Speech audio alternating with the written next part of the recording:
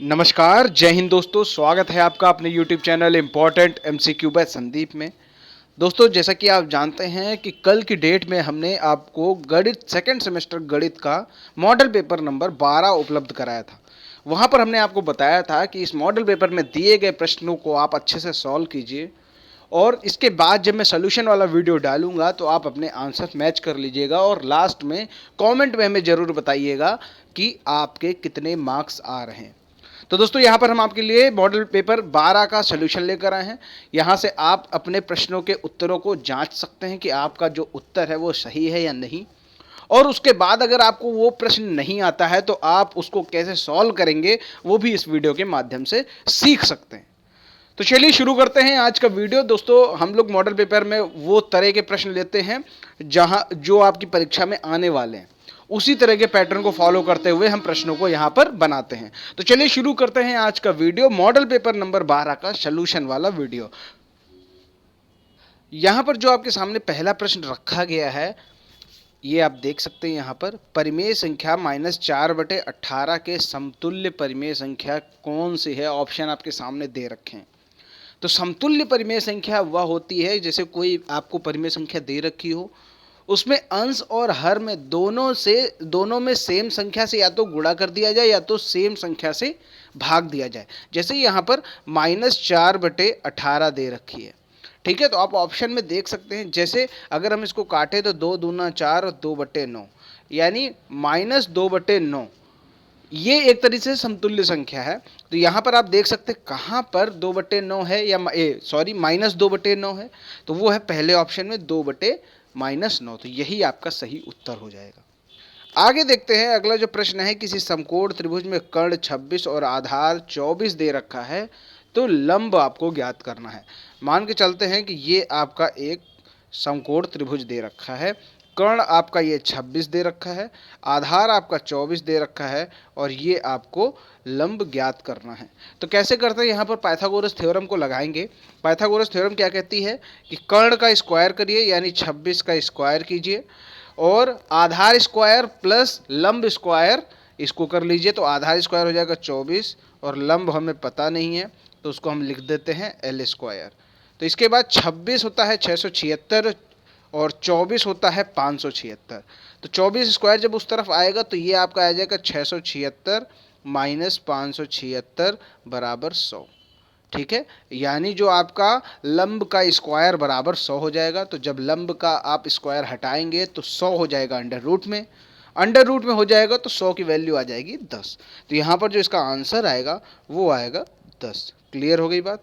आगे देखते हैं, अगला प्रश्न है, मासा और लासा का गुणनफल 320 है, यदि एक संख्या 4 हो तो दूसरी का मान ज्ञात करो। तो यहाँ पर आपको पता होना चाहिए कि लासा और मासा का जो गुणनफल होता है वो दोनों संख्याओं के गुणनफल के बराबर होता है। तो हम कह सकते हैं 320 बराबर 4 इंटू, मान लेते हैं अगर दूसरी संख्या x है तो x हम मान लेते हैं, तो 4 इंटू एक्स बराबर 320। ये 4 बराबर के उस तरफ चला जाएगा, बटे में हो जाएगा 4 अट्ठे 32 80।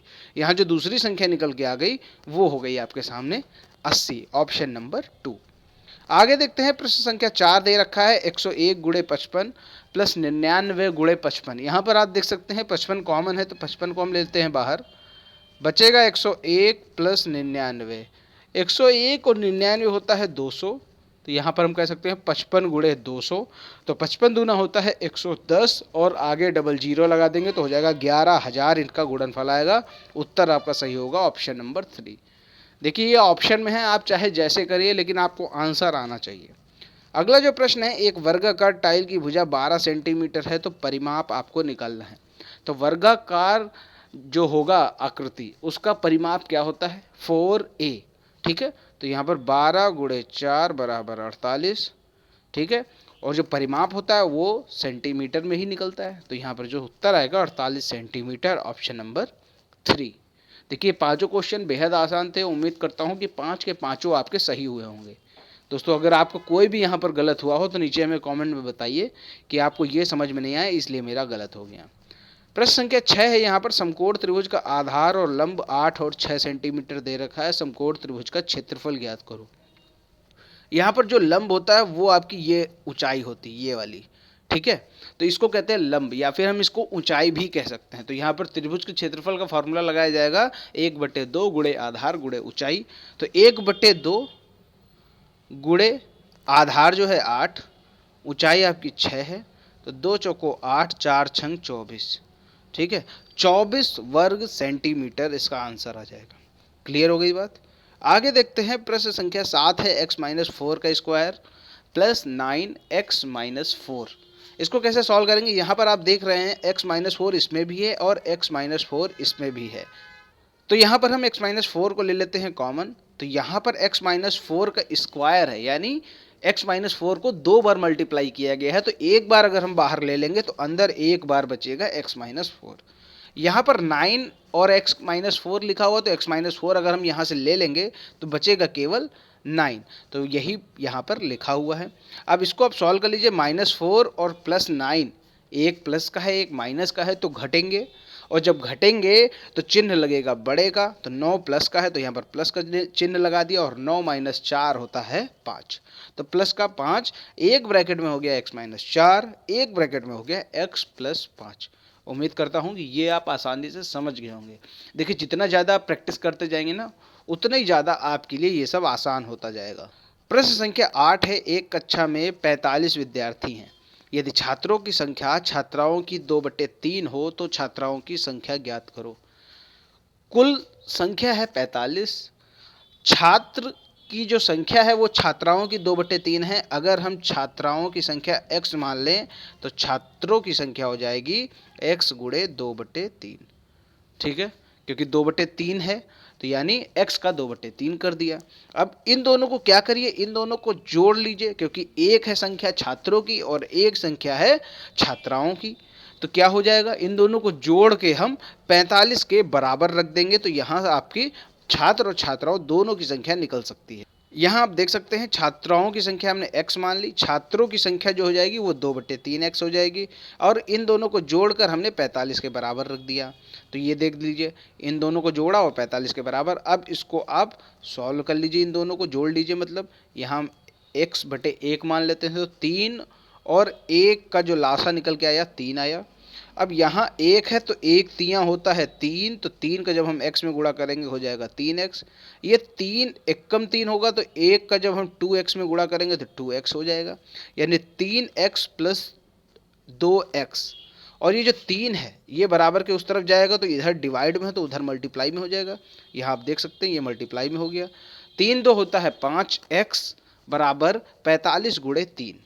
अब इसी 5 को हम बराबर के इस तरफ भेजेंगे तो ये डिवाइड में हो जाएगा। 45 तियाँ होता है 135, और 5 से जब इसको काटेंगे तो आएगा 27। तो x की जो वैल्यू निकल के आ गई वो आ गई आपके सामने 27। इस तरह आपने देखा जो x की वैल्यू है, और हमने छात्राओं की संख्या ही निकालनी है यहाँ पर, और छात्राओं की संख्या हमने x मानी थी, तो छात्राओं की संख्या कितनी आ गई 27। उम्मीद करता हूँ इसमें आपको कोई डाउट नहीं होना चाहिए। प्रश्न संख्या 9 है, -996 की पूर्ववर्ती संख्या ज्ञात करो। मैंने आपको कई बार बताया है, अगर पूर्ववर्ती संख्या ज्ञात करनी है तो वहाँ पर आपको 1 घटाना पड़ेगा। -996 - 1, तो दोनों माइनस के हैं तो जुड़ जाएंगे, तो ये हो जाएगा 997 माइनस का, ठीक है। तो 996 की जो पूर्ववर्ती संख्या आएगी -997। बात कर लेते हैं प्रश्न संख्या 10 की, 4 अंकों की सबसे बड़ी प्राकृतिक सम संख्या लिखो। देखो, जब हम 4 अंकों की सबसे बड़ी संख्या निकालते हैं तो 9 को हम लोग 4 बार लिख देते हैं। यही तो आपकी 4 अंकों की सबसे बड़ी संख्या होती है, ठीक है। लेकिन यहाँ पर साफ साफ ये कहा जा रहा है कि सम संख्या हमें चाहिए। तो 9999 यानी 9999 तो एक विषम संख्या है। हमें चाहिए 4 अंकों की सबसे बड़ी प्राकृतिक सम संख्या। तो यहाँ पर जो हमने 9 लगाया है लास्ट का, ये 9 हटाकर हम लगा देंगे 8। अब ये जो संख्या है ये सम संख्या कहलाएगी, क्योंकि ये 2 से डिवाइड हो जाएगी और सम संख्या होगी। तो यहाँ पर हम ये कह सकते हैं 4 अंकों की सबसे बड़ी प्राकृतिक सम संख्या जो होगी 9998। दोस्तों, इस क्वेश्चन में काफ़ी लोग कंफ्यूज हो जाते हैं, कहते हैं कि 9999 तो 4 अंकों की सबसे बड़ी संख्या हो गई, अब जो सम संख्या होगी वो कहाँ से लाएं। तो इसमें ज़्यादा दिमाग नहीं लगाना है आपको, सिर्फ सम संख्या निकालना है, उससे जस्ट 1 कम कर दीजिए, आपकी सम संख्या आ गई। क्लियर हो गई बात। हमें चाहिए जो संख्या 2 से कटती हो वो लिखनी है और सबसे बड़ी संख्या हो। तो 9998 हो गई। यहाँ पर कोई भी दिक्कत नहीं होनी चाहिए आपको। अगला जो प्रश्न है 101, 909, 11, 11 का मासा भाग विधि से ज्ञात करो। 101 से भाग देंगे 909 में, ठीक है, और उसमें जो अंतिम भाजक आएगा उस अंतिम भाजक से हम 1 1 1 में भाग देंगे, और फिर जो उसमें अंतिम भाजक आएगा वही आपका मासा होता है। कैसे इसको सॉल्व करेंगे, यहाँ आप देख सकते हैं कैसे यहाँ पर सॉल्व किया गया है। सबसे पहले हमने 909 को 101 से भाग दिया है, तो ये 9 बार जाकर पूरा शेष फल 0 कर देता है, यानी ये पूरी तरह से विभाजित हो जाता है 101 से। तो अब यहाँ पर हमें जो अंतिम भाजक मिला वो मिला 101। अब इसी 101 से हम 11 11 को डिवाइड करेंगे, तो 101 से हमने 11 11 को डिवाइड किया तो ये भी 11 बार जाकर पूरा शेषफल 0 हो गया। तो यहाँ पर अगर शेषफल 0 आ रहा है तो ये इसका ये मतलब है कि जो 101 है यही हमारा अंतिम भाजक है, और जो अंतिम भाजक होता है वही संख्याओं का मासा होता है। तो यहाँ पर हम ये कह सकते हैं 101, 909 और 1111 का जो मासा निकल के आया वो आया 101। क्लियर हो गई बात। आगे देखते हैं प्रश्न संख्या 12। यहाँ कह रहे हैं कि दो वर्गों के भुजा का अनुपात 4:6 है, उनके क्षेत्रफल का अनुपात ज्ञात करो। देखिए जब वर्ग की भुजा दे रखी हो तो क्षेत्रफल निकालना बेहद आसान होता है। यहाँ यह कहा जा रहा है कि जो वर्गों की भुजा का अनुपात है 4:6, ठीक है। अब यहाँ पूछा क्या जा रहा है, पूछा जा रहा है उनके क्षेत्रफल का अनुपात। तो अगर भुजा दे रखी है 4 तो क्षेत्रफल कितना होगा, 4 स्क्वायर। अगर भुजा दे रखी है 6 तो 6 तो क्षेत्रफल क्या होगा वर्ग का, तो हो जाएगा 6 स्क्वायर।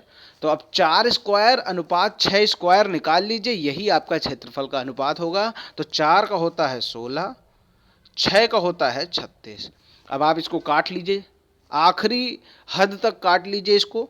तो देखिए यहाँ पर 4 चौको 16, 4 नवा 36। तो ये जो आपका 4:9 हो जाएगा, यही आपका वर्ग के क्षेत्रफल का अनुपात होगा। क्लियर हो गई बात। जैसा प्रश्न में दे रखा है सेम टू सेम आपको वैसा ही करते जाना है और आपका उत्तर आ जाएगा। क्लियर हो गई बात। अगर यहाँ पर फिर भी कोई आपको डाउट होता है तो नीचे कमेंट में ज़रूर बताइएगा। देखिए ये थोड़ा सा दिमाग लगाने वाला क्वेश्चन है, बस और कुछ नहीं करना है, इसीलिए ये 2 नंबर में रखा गया है। प्रश्न को देखते ही कई स्टूडेंट घबरा जाते हैं, तो आपको घबराना नहीं है। यहाँ पर जैसा प्रश्न में कहा गया वैसा कीजिए।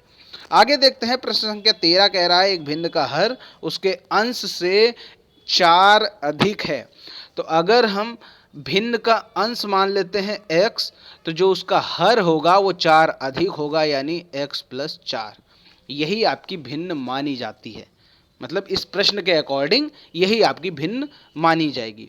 अंश और हर दोनों में 3 जोड़ने पर भिन्न का मान 1/2 हो जाता है। तो हम दोनों में 3 जोड़ देते हैं, ये मैंने 3 इसमें जोड़ा, ये इसमें 3 जोड़ा, तो भिन्न का मान कितना हो गया, 1/2।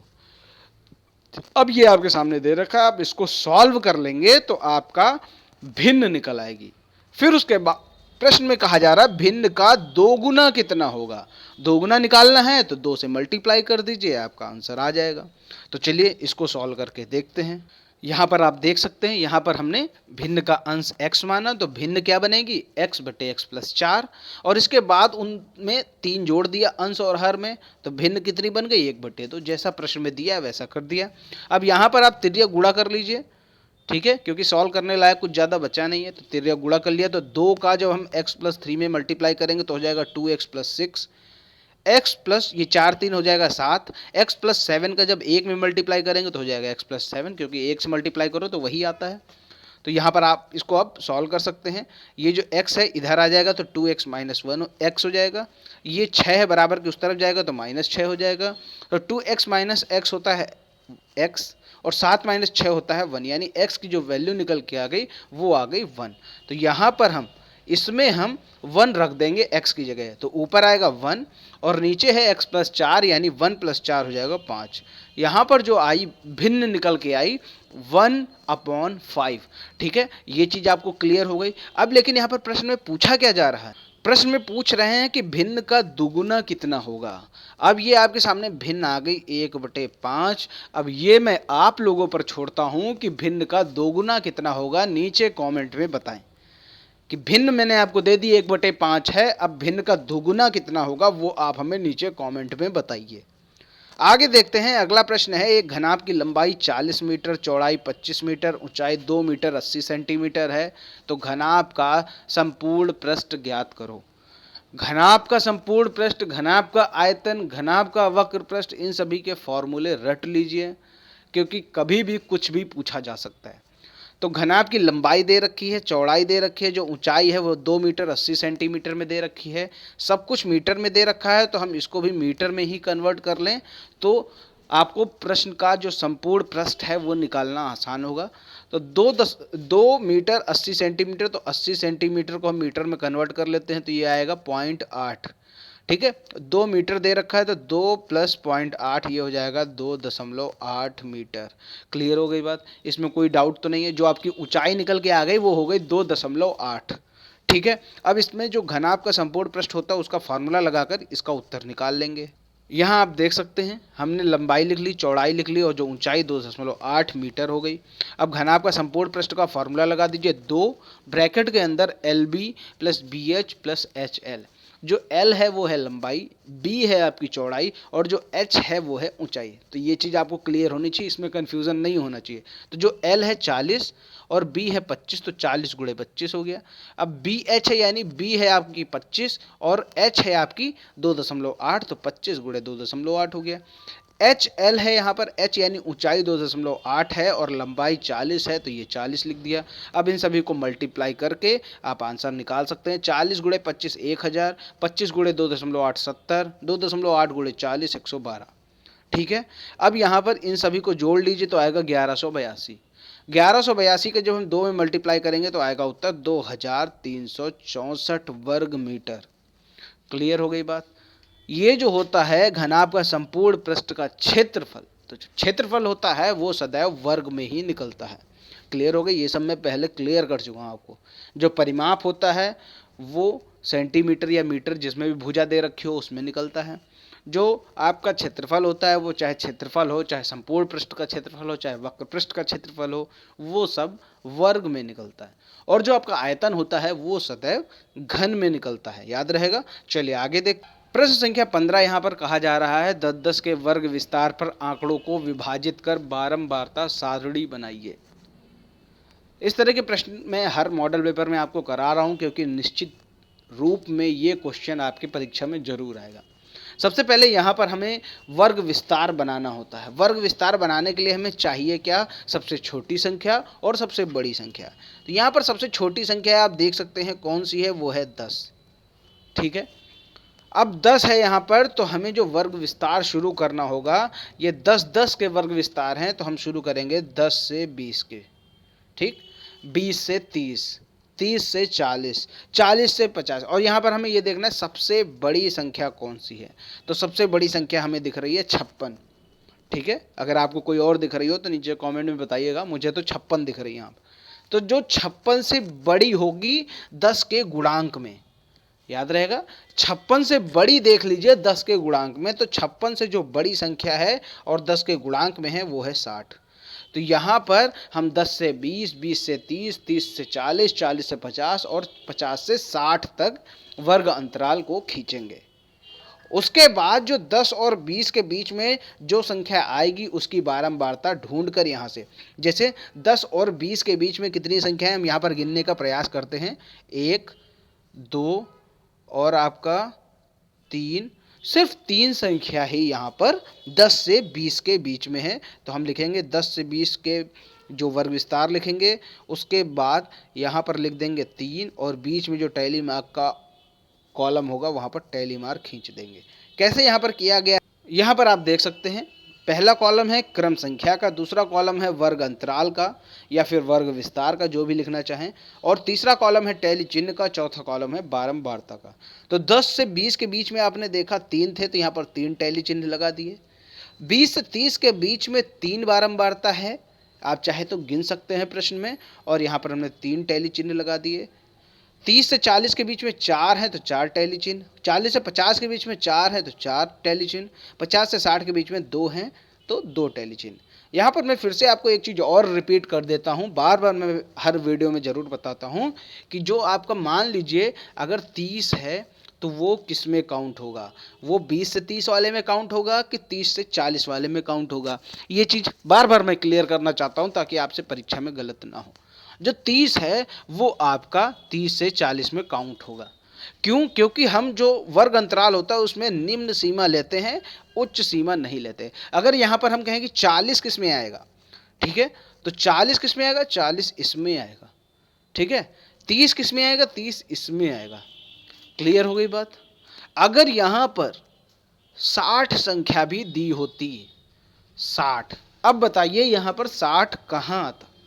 60 के लिए दोस्तों हमें एक नया कॉलम बढ़ाना पड़ता 60 से 70 का, ठीक है, क्योंकि 60 यहाँ पर उच्च सीमा में है। उच्च सीमा में हम संख्या को नहीं लेते, हम लेते हैं निम्न सीमा में। तो ये जो निम्न सीमा होगी 60, इसके लिए हमें एक और कॉलम बढ़ाना पड़ता 60 का, 60 से 70 का। तो वहाँ पर 60 से 70 के बीच में एक लिखना पड़ता और यहाँ पर एक टैली चिन्ह लगाना पड़ता। तो ये चीज़ क्लियर हो गई, ठीक है। छोटा वाला लेंगे, बड़ा वाला नहीं लेंगे। आगे देखते हैं। प्रश्न संख्या 16 है। अमरूद के बाग की लंबाई 180 मीटर और चौड़ाई 120 मीटर है। इसके मध्य में समकोण पर काटते हुए 3 मीटर चौड़े दो मार्ग स्थित हैं। रास्ते पर गिट्टी डलवाने का खर्च 12 रुपये प्रति वर्ग मीटर की दर से ज्ञात कीजिए। तो यहाँ पर इसका क्या उत्तर होगा, देखिए यहाँ पर कैसे हम इसका डायग्राम बनाते हैं। ये आपका मान लीजिए बाग है और यहाँ पर बीच में दो रास्ते आपको बना दिए हैं, ठीक है। अब यहाँ पर हम एक को रास्ते ए का नाम दे देंगे, दूसरे को रास्ते बी का नाम दे देंगे। यहाँ पर ये 180 है, ठीक, और ये आपका 120 है, ठीक है। इसको हम चलिए कॉपी पर सॉल्व करके दिखाते हैं आपको। ये आप देख सकते हैं यहाँ पर हमने ये डायग्राम बनाया। लंबाई 180 मीटर और चौड़ाई आपकी बाग की हो गई 120 मीटर। यहाँ पर हमें रास्ते पर मिट्टी डलवाने का खर्च निकालना है। तो सबसे पहले हमें रास्ते का क्षेत्रफल निकालना होगा, क्योंकि जब क्षेत्रफल ही नहीं मालूम होगा तो मिट्टी डलवाने का क्या खर्च है वो हम नहीं निकाल सकते। सबसे पहले हमें रास्ते का क्षेत्रफल निकालना होगा। रास्ते का क्षेत्रफल कैसे निकालेंगे, तो हमने इसको ए मान लिया और इसको बी मान लिया। तो सबसे पहले हम रास्ते ए का क्षेत्रफल निकालते हैं। तो रास्ते ए का जो क्षेत्रफल है ये इसकी लंबाई हो गई जो कि है 180 और ये इसकी चौड़ाई हो गई जो कि है 3, तो ये हो गई 540 वर्ग मीटर। अब बात करें रास्ते बी का क्षेत्रफल, तो रास्ते बी का जो क्षेत्रफल है लंबाई हो गई 3 और जो आपका चौड़ाई है वो 120 हो जाएगा। तो 3 गुणे 120 बराबर 360।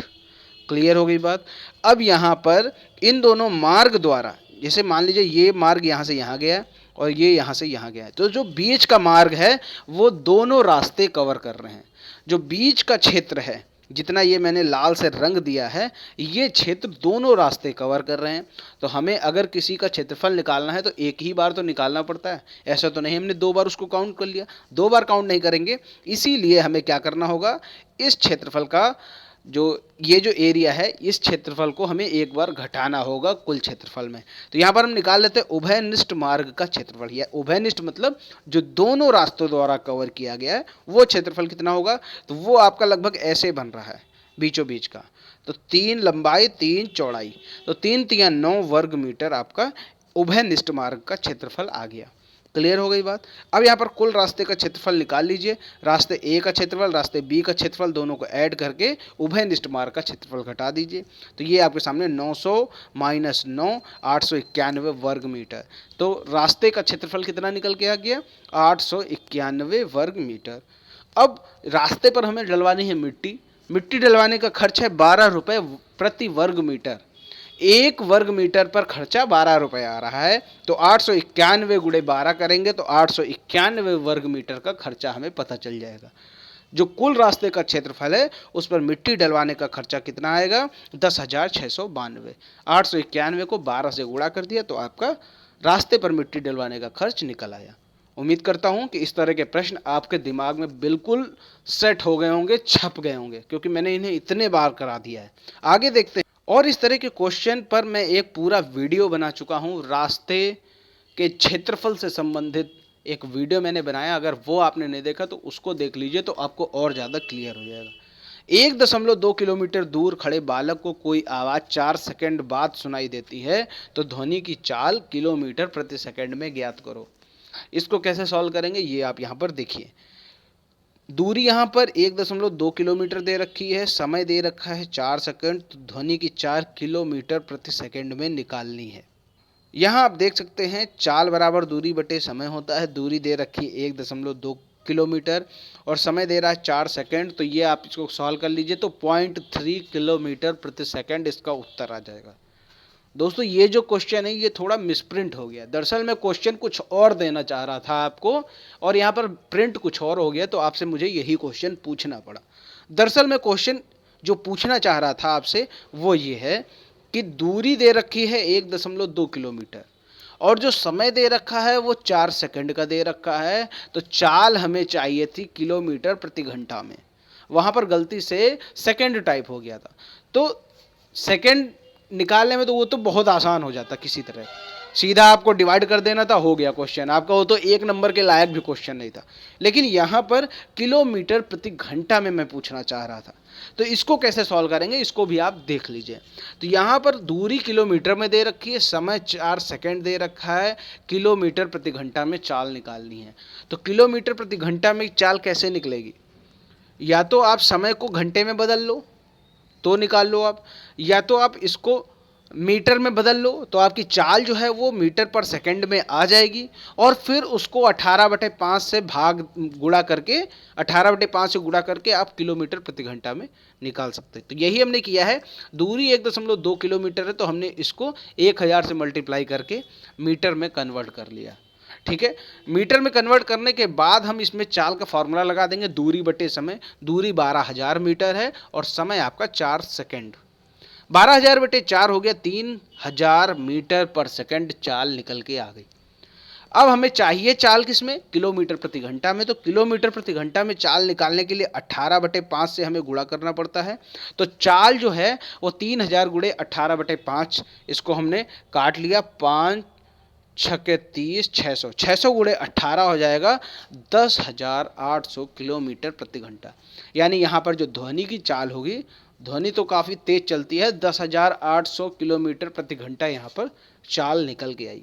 एक्चुअल में क्वेश्चन मैं ये टाइप करना चाह रहा था और गलती से वहाँ पर सेकेंड टाइप हो गया। क्लियर हो गई बात? अगर किलोमीटर प्रति घंटा में पूछेगा तो इस तरह आपको सॉल्व करना होगा। अगर किलोमीटर प्रति सेकंड में पूछ ले, जो पूछा जाएगा नहीं, तो वो आप इस तरह सिंपल सॉल्व कर सकते हैं। 1 नंबर का क्वेश्चन आएगा, लेकिन ये जो आएगा ये आपका 2 नंबर में क्वेश्चन आएगा। बढ़ते हैं इस मॉडल पेपर के लास्ट क्वेश्चन की तरफ। एक समद्विबाहु त्रिभुज की समान भुजाएं। समद्विबाहु त्रिभुज कैसा होता है? ऐसा त्रिभुज जिसकी 2 भुजाएं समान होती हैं वो समद्विबाहु त्रिभुज कहलाता है। तो यहाँ पर आप देख सकते हैं इसकी जो 2 भुजाएं समान है वो है 2x + 3 और 4x - 1। ये दोनों भुजाएं समान हैं। अब दोस्तों आप लोग ये भी सोच सकते हैं कि जब समान है तो ये अलग अलग क्यों दे रखा है? ठीक है, ये आपके मन में प्रश्न उठ सकता है। तो यहाँ पर ये अलग अलग इसलिए दे रखा है, जैसे हम लिख देते हैं 2 गुणे 4। ठीक है, 2 गुणे 4, और इसी को हम लिख सकते हैं 2 की पावर 3। ठीक है, दोनों का मतलब तो सेम ही है ना, दोनों में 8 ही आएगा। 2 का जब हम क्यूब करेंगे तब भी 8 आएगा, 4 दूना 8 करेंगे तब भी 8 आएगा। ये चीज़ क्लियर तो है ना आपको? लेकिन ये देखने में दोनों अलग लग रहे हैं कि इसमें 2 4 है, इसमें 2 3 है। आंसर दोनों का सेम आएगा लेकिन ये दिख अलग अलग रहे हैं। उसी तरह यहाँ पर ये दोनों सेम हैं लेकिन दिख अलग अलग रहे हैं। तो यहाँ पर हम क्या लिखा हुआ है? तीसरी भुजा भी दे रखी है, x का मान बताना है और त्रिभुज का परिमाप। परिमाप आपको पता होगा, अगर तीनों भुजाओं का योग कर दें तो परिमाप निकल आएगा। कैसे यहाँ पर सॉल्व करेंगे ये आपके सामने हमने डायग्राम भी बना दिया हुआ है। ये पहली भुजा, ये दूसरी और ये तीसरी।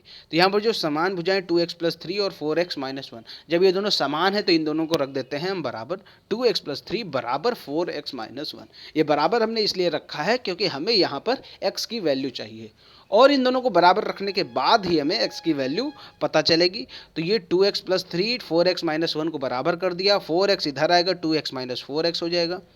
ये प्लस का 3 ये बराबर के उस तरफ जाएगा तो माइनस का 3 हो जाएगा, -1 - 3, -1 - 3 दोनों जुड़ जाएंगे, हो जाएगा -4। 2x में 4x घट रहा है तो जाहिर सी बात है, एक प्लस का है एक माइनस का है तो घट जाएगा, चिन्ह लगेगा बड़े का यानी -2x। 4 में जब 2 घटता है तो 2x आता है, याद रखिएगा, ठीक है। ये -2x बराबर -4x, ठीक है। ये -2 बराबर के उस तरफ जाएगा, इधर मल्टीप्लाई में है तो उधर हो जाएगा आपका डिवाइड में, तो -4 बटे -2। ये माइनस माइनस कट जाएगा, 4 बटे 2 आ जाएगा 2। तो यहाँ पर जो x की वैल्यू निकल के आ गई 2, यानी पहला जो आंसर था कि x की वैल्यू ज्ञात करो तो वो निकल के आ गई 2। अब यहाँ पर यह पूछा जा रहा है कि त्रिभुज का परिमाप ज्ञात करो। तो परिमाप कैसे निकलता है, इसको और इसको तीनों को जोड़ दीजिए, तीनों को जोड़ने के बाद परिमाप निकल आएगा। तो यहाँ पर देखिए तीनों को जोड़ दिया गया है, 2x + 3 + 4x - 1 + 3x - 2। इन सभी को जोड़ने के बाद क्या आया, 3 2 4 6 6 3 9, 3 ये रहा प्लस का 3 और ये -1 - 2, तो ये हो जाएगा -3। तो प्लस का 3 माइनस का 3 ये दोनों तो कट जाएंगे और x की वैल्यू है यहाँ पर 2, तो ये हमने यहाँ पर 9 × 2 = 18 सेंटीमीटर कर दिया। क्लियर हो गई बात। 9x यहाँ पर आ रहा था आंसर और x की जब हमने वैल्यू रख दी 2 तो हो जाएगा 9 × 2 = 18 सेंटीमीटर। तो यहाँ पर त्रिभुज का परिमाप भी आपके सामने निकल के आ गया। यहाँ पर अगर इस प्रश्न में आपको कोई भी डाउट होता है तो आप हमें नीचे कमेंट में ज़रूर बताइएगा। और दोस्तों इसका पूरा PDF चाहिए तो नीचे टेलीग्राम का लिंक दे रखा है, वहाँ से आप टेलीग्राम ग्रुप को ज्वाइन करके ये PDF डाउनलोड भी कर सकते हैं। उम्मीद करता हूँ कि ये सब आपको पसंद आया होगा। ये पूरे मॉडल पेपर का जो सॉल्यूशन है आपको पसंद आया होगा और जो भी प्रश्न आपको नहीं आता है वो आपको समझ में आ गया होगा। दोस्तों इस मॉडल पेपर में आपके कितने प्रश्न सही हुए, आपके कितने नंबर आ रहे हैं इस मॉडल पेपर में, हमें नीचे कमेंट में ज़रूर बताइएगा। उम्मीद करता हूँ ये मॉडल पेपर आपको पसंद आया है। अगर पसंद आया है तो इसको लाइक करें, शेयर करें, चैनल को सब्सक्राइब नहीं किया है तो चैनल को सब्सक्राइब करके घंटी का निशान जरूर दबाएं। मिलते हैं दोस्तों अगले वीडियो में, तब तक के लिए जय हिंद, जय भारत।